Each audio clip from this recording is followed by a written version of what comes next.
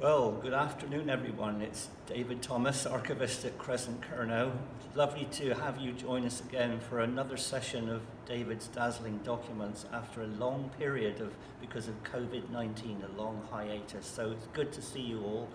And today, we're going to look at one of the great vanished buildings of the town of Redruth, where we are here. And we want to look at the old Flowerpot Chapel, which many older Redruth people will remember. Shoppers today will come to Redruth and they'll possibly park in the Flowerpot Chapel car park towards the top of 4th Street, but they will, some of them will not realise the importance of this building in Redruth's religious and social history. So let's have a look on the table and see what we can learn from what we've got here. First of all, there's a lovely photograph of this huge chapel that could seat, I believe, 1,560 people. It was built in 1865 in the Lombardo Venetian style, a very grand affair indeed. And it takes its nickname from the flower pots that sit on the top of the parapet there, some of which are now in the park, the Victoria Park in Redruth. The second photograph shows the Christmas tree that used to be erected each year outside of the chapel, and you can see it there right opposite the front door. And these railings and gates face right out onto the top of 4th Street. And today you drive in here to get to the chapel car park site. Over here we've got a little card with some history of the chapel on the back, which shows the vast interior with the pulpit and the pipe organ. And the bottom photograph shows the sheer enormous size of the seating capacity. And of course this chapel was fitted out with a high amount of pitch pine timber, which was the source of its downfall when it caught fire in 1973 and added to this tremendous conflagration that many people can remember taking place. Also, there's another photograph of the inside of the chapel showing a harvest festival, probably around about 1950. And by this time, the numbers had begun to decline in the chapel, so it was very much on the wane towards the second half of the 20th century. And up here, we've got part of an album showing the great chapel tea treat that took place each year. It was an immense procession of hundreds of scholars and teachers. And here we see the procession passing the old Cornish Studies Library, in fact, the old post office in Redruth in Alma Place. And next door is the Redruth Coffee Tavern.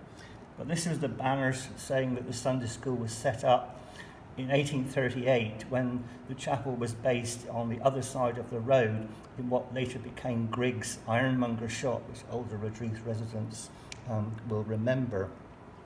And down here at the bottom, we've got this remarkable photograph, taken in fact from the top of the railway viaduct in Redruth in about 1920, showing the huge procession coming down from Sparnan Hill and down back under the viaduct. There are literally hundreds of people in that procession. Here you can see the banner.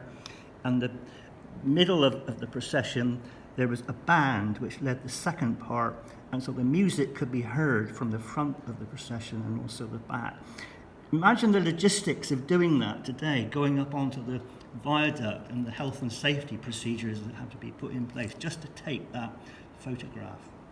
And continuing the slight railway theme, we've got a photograph on the up platform in Redruth Station showing a chapel outing probably in around about 1920 to 1930. Now, 4th Street Chapel was renowned not only for its religious history, but its social history. And some of the photographs here on the table are from the remarkable collection assembled by the late Paddy Bradley of Redruth, who was a personal friend of mine for many years. And he assembled an incredible archive of Redruth images, thousands of images, of which this is a part. And these two photographs show what was called an Egyptian Bazaar, which took place in November 1933. So here's some of the ladies of the chapel, and decked out with their Egyptian attire, and part outside of the Sunday school building that adjoined the chapel. And there was even a local donkey pressed into service on this occasion. There's a gentleman with an Egyptian fez and one wonders who supplied the donkey. But it took place not on one day, but over a 2-day period in November 1933. Here's another image of one of these chapel tea treats. And it may take a while for some local people to realise where you are, but this is actually the southern end of Green Lane, which was then very much not such a wide street area. Today you can turn out of this in a car, but this building has actually been demolished. So you're looking out of the very narrow southern end of Green Lane into Redruth. And in the background you can see Trounson's grocer's and flower merchant's shop. And here's the same banner that we saw in the previous photograph. And then they had the youth club of the chapel was very, very well attended. And there's a series of photographs looking at a production of Aladdin that they did, 3 photographs in 1949. And Paddy was very meticulous in the detail he recorded.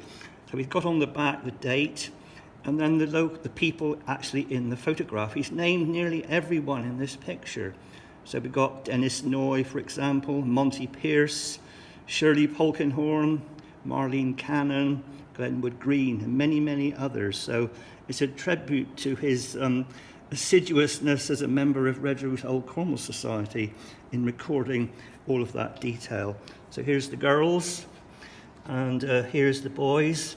I love the trousers he's wearing, very, very fashionable, and some of the instruments that they are playing in this production of Aladdin in 1949. Here's another production. This is the Christmas Carol that they did. This is about 1950, although the date isn't precisely recorded. And this is on the stage in the Sunday School building, and they're all dressed up with some very, very dodgy-looking moustaches and beards, by the way, for the guys. And last of all, to end the history that covered the period 1865 to 1973, here's the chapel after the Great Fire in 1973, which could be seen for miles around. The chapel was then demolished, but the flower pots, especially in this photograph, are being very carefully removed for preservation. It's the sad end of a very, very long and important religious and social history in Redruth. We hope that you'll join us again at some point in the future for yet another episode of David's Dazzling Documents. I hope you'll join us, and I look forward to telling you more about our wonderful collections here at Kresen, Kernow.